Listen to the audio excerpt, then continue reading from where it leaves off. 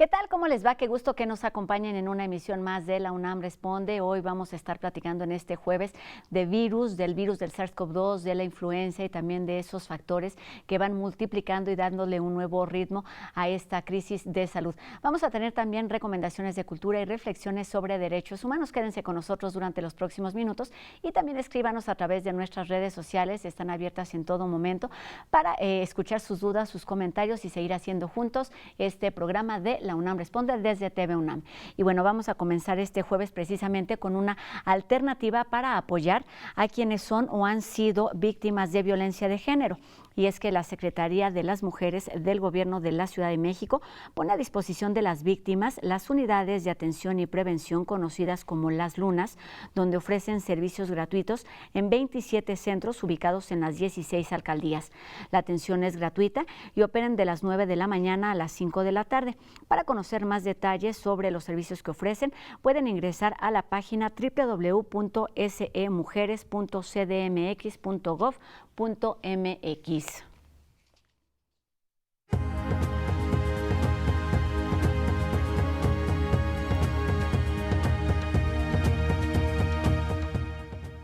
Estamos comenzando una temporada en donde resulta más necesario cuidar nuestro sistema inmune, es necesario protegerlo pues de todas esas enfermedades relacionadas con las vías respiratorias, pero también es necesario atender cada vez más necesidades, además, por ejemplo, de la influenza. Ahora tenemos el virus del SARS-CoV-2 y bueno, las variantes que van surgiendo para generar o para resolver todas estas dudas que van surgiendo conforme pasan los meses. Nos da mucho gusto saludar de nueva cuenta aquí en la UNAM Responde al doctor Mauricio Rodríguez Álvarez, médico cirujano, académico de la Facultad de Medicina de la UNAM y vocero de la Comisión Universitaria para la Atención de la Emergencia del Coronavirus de nuestra universidad. ¿Cómo estás, doctor? Bienvenido a la UNAM Responde. Hola Rosa, ¿cómo estás? Saludos al auditorio, muchas gracias por invitarme. Bien, doctor, pues con muchas preguntas como siempre. Ahora se van surgiendo variantes o hay nuevas posibilidades de la influenza. También sucede lo mismo con el virus del SARS-CoV-2. ¿Debe esto encender una alerta entre la población mexicana, doctor? Bueno, siempre mientras seguimos en esta etapa de la pandemia, que es como el final de la etapa de emergencia y estamos entrando a una especie de etapa de transición, donde pues poco a poco el virus va a ir encontrando su ritmo natural, su estacionalidad le llamamos, ¿no? Seguramente va a terminar siendo una enfermedad respiratoria, como la con estas complicaciones sistémicas que hemos visto, pero una enfermedad de predominio durante el invierno en el hemisferio norte, cíclica, como lo es la influenza y algunas de las otras enfermedades respiratorias, pero todavía eso no se ha logrado estacionar. El virus todavía no se queda ahí en ese ciclo ya. Todavía están surgiendo variantes nuevas que nos están llamando la atención y que nos están poniendo en alerta de nuevo, pero definitivamente es importante verlo en el contexto del invierno, que es el momento en el que estamos entrando, ¿no? En poco tiempo entra el invierno, pero ya entró el frío con esta etapa del otoño y vamos a tener pues la llegada de las otras infecciones respiratorias que ocurren cada año en el contexto de la pandemia y pues eso siempre nos tiene que tener alerta, además de los cambios que impongan las propias variantes del COVID. Alertas, doctor, pero siempre intentando acercarnos a información que nos permita actuar responsablemente. Y en este sentido me llamaba hace unos días la atención que encontré en más de una red social el contenido acerca de, pues relacionamos justamente las enfermedades, como bien nos dices, con la temporada de frío, con la temporada invernal. Y en estas publicaciones lo que decía es que se podían exponenciar justo por la gran cantidad de reuniones sociales, familiares que se pueden tener. Platícanos de esto, de cuáles pueden ser las posibles causas de que esto suceda con mayor frecuencia en esta temporada. Sí, bueno, en el frío ocurren varias cosas, desde dentro del propio cuerpo se modifica el funcionamiento del cuerpo. La capa de moco que recubre todo el tracto respiratorio se hace más delgada, el aire está más reseco y la movilidad de ese moco, que es lo que nos va barriendo y quitando a los microbios, al polvo, los contaminantes que se atrapan en el polvo, de la nariz, en el moco de la nariz y de la garganta y de la tráquea, y todavía más profundo en los pulmones, no funciona correctamente por el aire frío que respiramos. Se Ok. disminuye la movilidad, cambia un poquito las características del moco y esto desde luego favorece localmente en los pulmones, en la nariz, en la garganta, que se pudieran quedar más tiempo ahí algunos microbios y generar infecciones. También el estar respirando aire frío modifica las condiciones locales y puede favorecer que algunos microbios se multipliquen o que empiecen a causar enfermedad. Esto desde el punto de vista del funcionamiento de nuestro cuerpo. El otro punto que es importantísimo es los cambios en la conducta social que pueden detonar situaciones de riesgo. Y el principal es que nos veamos todos haciendo actividades en interiores con las ventanas cerradas, con las puertas cerradas, con mala ventilación, y eso favorece que los aerosoles que estamos generando cuando respiramos, cuando hablamos, cuando tosemos, estornudamos, se queden ahí suspendidos y los microbios que están ahí, principalmente los virus y algunas bacterias, se queden ahí en esos aerosoles y entonces sea más fácil contagiarse, ¿no? Entonces imagínate que vas el jueves a una reunión, el viernes a otra reunión, el sábado a otra junta o a alguna cosa familiar o algún evento y el domingo otro evento social familiar y en todos esos ya estuviste expuesto o exponiendo al riesgo a las personas con las que has estado conviviendo. Una de las cosas que deberíamos ya haber aprendido es que independientemente de la enfermedad que padezcamos, pues si tenemos algún síntoma de lo que sea, pues hay que quedarnos en casa.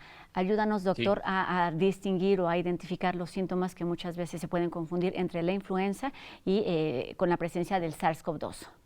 Sí, y ahorita en esta temporada rosa también le agrego, el simple cambio de temperaturas genera, pues en mucha gente genera reacciones como de alergia, Alérgicas, como claro. rinitis estacional, un catarro común muy leve, ¿no?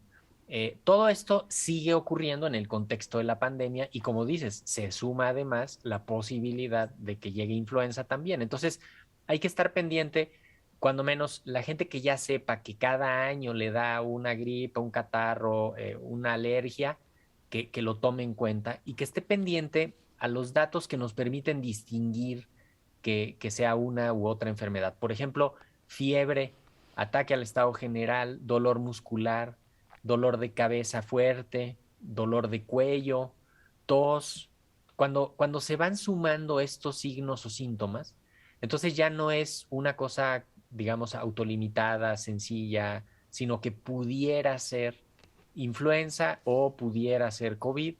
Y en ese momento hay que buscar atención médica, hay que aislarse, hay que ponerse el cubrebocas, evitar contagios y buscar diagnosticarse. Ahorita hay muchísimas opciones para el diagnóstico de COVID, pruebas rápidas caseras, pruebas rápidas en los laboratorios, pruebas de PCR, el contexto epidemiológico nos lo va marcando. Entonces, de entrada, cuando tengan fiebre, temperatura mayor a 37.5 grados o ataque al estado general, dolor muscular, dolor de cuerpo, dolor de articulaciones, eh, disminución o pérdida del gusto o del olfato, todas estos nos pueden decir, no, no es algo tan leve, hay que ponerle más atención, pero desde Exactamente. antes ya nos estuvimos cuidando de no contagiar. Exactamente. Doctor, con respecto a la influenza en particular, el año pasado pues ocurrió que no hubo tantos contagios como se esperaban. Buena cantidad de personas acudieron a recibir la vacuna en contra de la influenza y este año me parece es un panorama un poquito distinto. Platícanos de cómo la vacunación contra SARS-CoV-2 impacta en la vacunación de influenza y cuándo es necesario y por qué es necesario acudir a recibir esta vacuna contra la influenza. Sí. Bueno, lo primero que hay que decir así categóricamente es que la vacuna del COVID no protege contra la influenza y la Exacto. vacuna de la influenza no protege contra el COVID. Cada vacuna protege contra el microbio contra el que está pensado, ¿no? La del neumococo, solo el neumococo, la de la influenza, solo la influenza, la del COVID, solo el COVID. Lo que pasó el año pasado fue que por todas las medidas de cuidados generales, el distanciamiento social la ola de entrada con la que llegó el virus del COVID a mediados de año y luego la ola del invierno, lo que hicieron fue desplazar a los virus de influenza, no les dio oportunidad ni siquiera de transmitirse ni de contagiarse, porque el que se estaba contagiando era el COVID, y entonces prácticamente no hubo influenza el año pasado. Y esto es un fenómeno que se repitió en todo el mundo, tanto en el hemisferio norte como en el hemisferio sur. Ningún país tuvo temporada de influenza fuerte.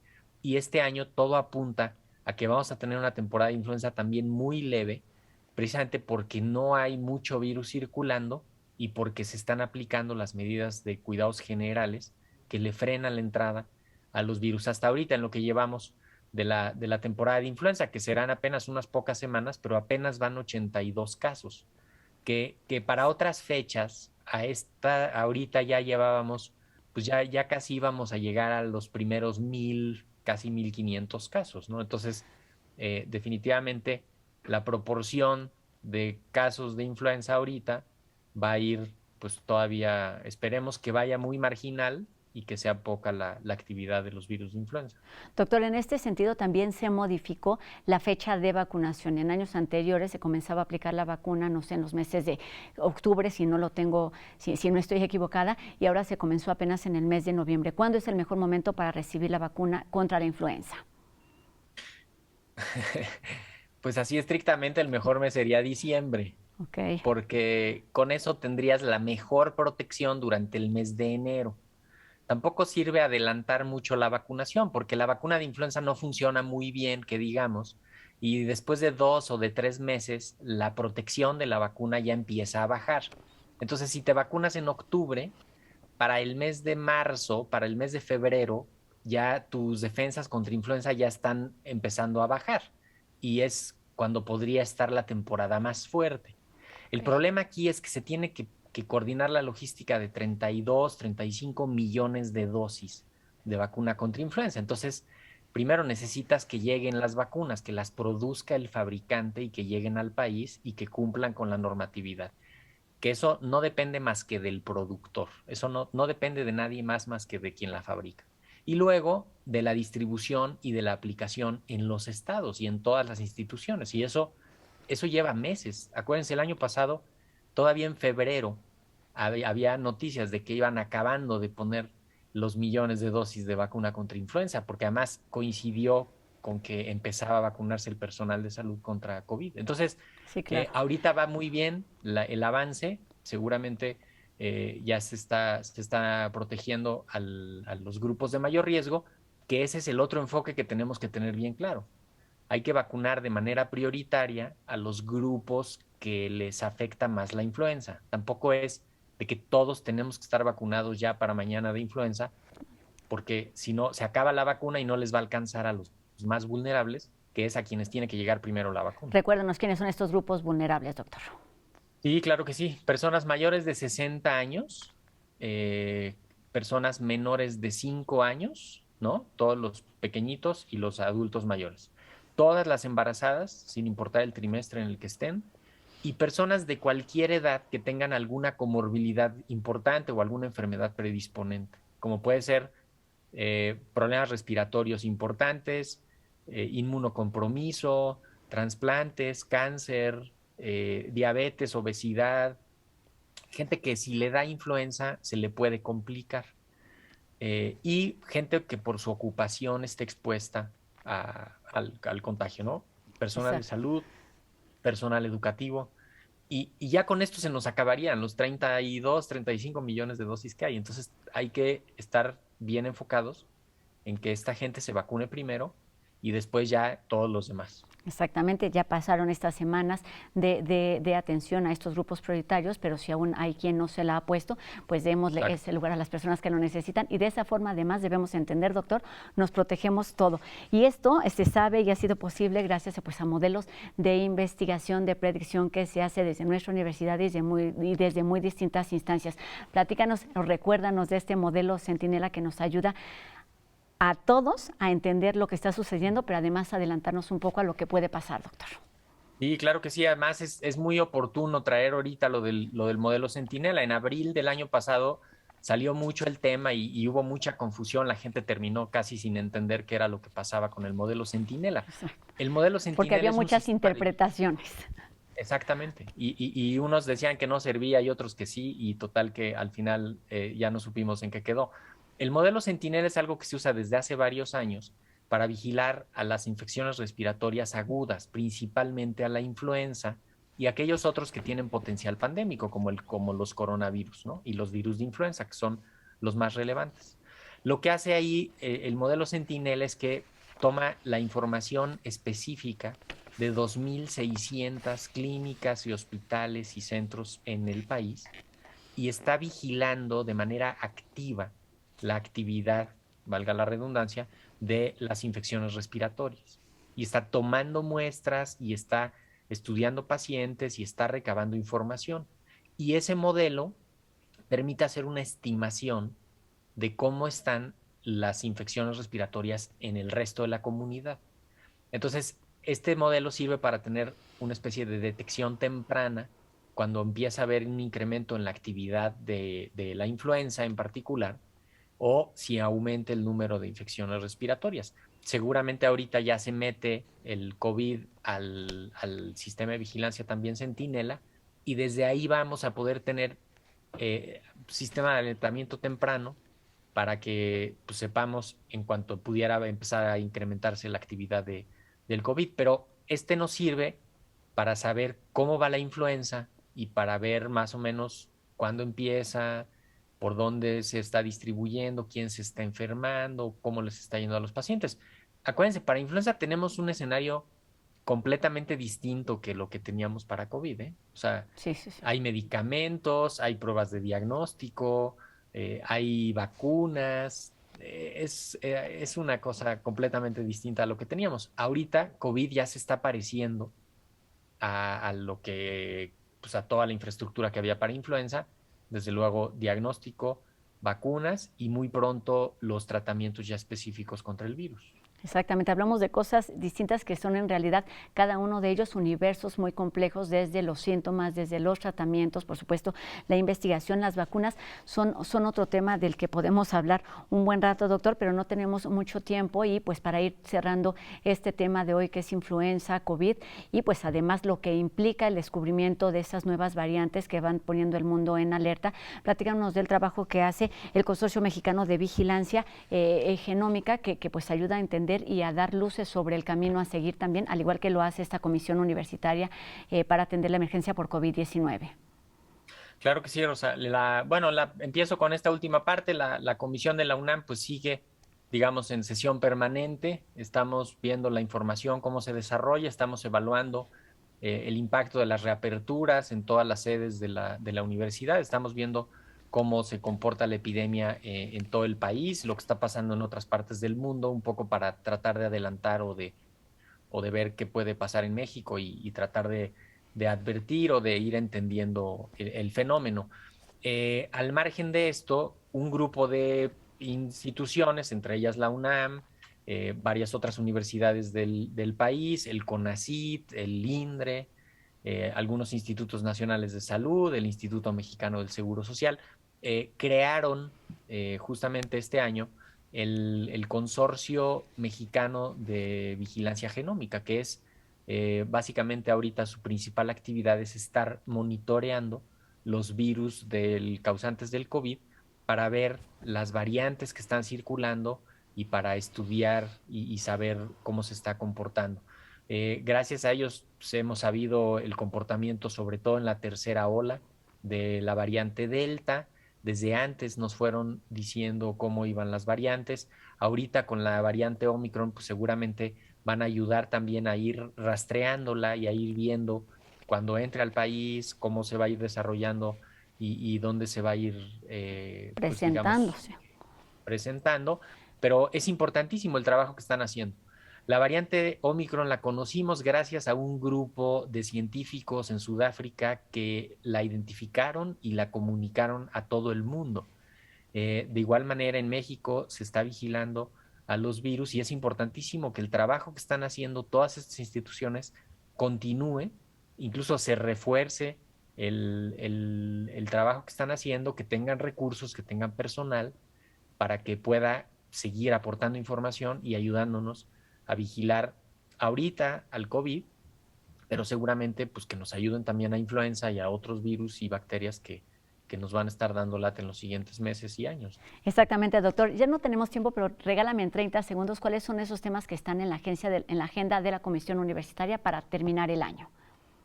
Bueno, estamos vigilar el invierno, ¿no? El impacto de las reaperturas, ver cómo van a ir las epidemias locales, ¿no? En Ciudad de México, donde están las sedes de la universidad, pero donde están los puntos de mayor riesgo del país, ¿no? Los sitios de entrada turística. Tenemos que ir viendo esto y, desde luego, colaborar con el comité de seguimiento y los responsables sanitarios de cada sede para irles ayudando a las reaperturas, a mantener las sedes abiertas, a contener brotes, a identificar casos, a monitorear y a implementar medidas, ¿no? Viene unos meses importantes de actividad epidémica, tenemos que estar preparados para la cuarta ola, va a ocurrir una cuarta ola, hay que estar con toda la cabeza fría para eso y más bien tomar acciones con anticipación y estar pendientes las siguientes semanas, Rosa. Pues estemos todos atentos a estas indicaciones de este trabajo desde los gobiernos, desde las instituciones, pero también como individuos tomemos decisiones conscientes y responsables en beneficio de nosotros mismos y de todas las personas que están a nuestro alrededor. Doctor Mauricio Rodríguez Álvarez, vocero de esta comisión universitaria, muchísimas gracias por estar con nosotros. Te vemos seguramente más adelante también en este mismo espacio y por supuesto te escuchamos en Radio UNAM. Muy buenas tardes. Claro. Muchísimas gracias, Rosa. Con mucho gusto. Gracias, doctor. Y bueno, seguimos con más información aquí en la UNAM Responde. Es momento de nuestras recomendaciones y para el día de hoy hemos preparado algo de teatro, escritura y radio.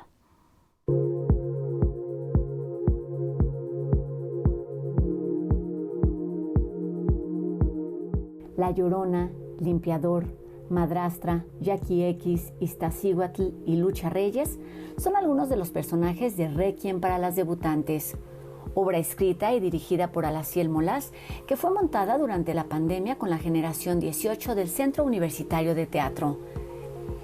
Se trata de una puesta en escena que, además de tocar conceptos relacionados con la patria, la nación o la identidad, pone ante los espectadores la posibilidad de hablar sobre el capitalismo y el colonialismo a partir de realidades de quienes viven, definen y se acercan a lo que conocemos como el tercer mundo.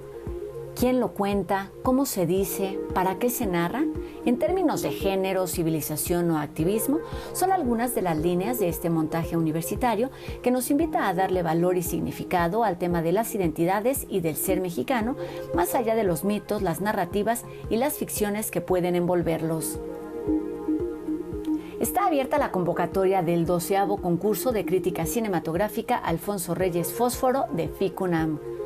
Promover la escritura, el pensamiento y la crítica ha sido el interés de esta convocatoria universitaria, impulsada por varias instancias de la UNAM, como la Facultad de Ciencias Políticas y Sociales, la Escuela Nacional de Artes Cinematográficas, la Coordinación de Difusión Cultural, la Dirección General de Actividades Cinematográficas y la Dirección de Literatura y Fomento a la Lectura. Bachillerato, licenciatura UNAM, posgrado UNAM y exalumnos y público en general son las 4 categorías de esta iniciativa que cierra inscripciones el 10 de enero del 2022.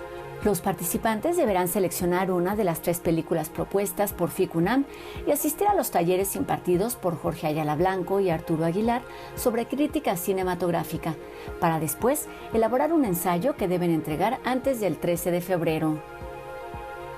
Desde Radio Nacional de España llega a nuestros oídos a través de Radio UNAM Alicia en el País de las Maravillas, una adaptación de la novela de Lewis Carroll que comienza cuando Alicia cae en un agujero para tropezar una y otra vez con seres fantásticos, descubrir universos inimaginados y sumar a su experiencia anécdotas inexplicables que van tomando sentido conforme el abismo se hace más profundo. Una de las historias fantásticas más contadas y adaptadas llega a nuestros oídos a través de Radio Teatro del 96.1 este 12 de diciembre.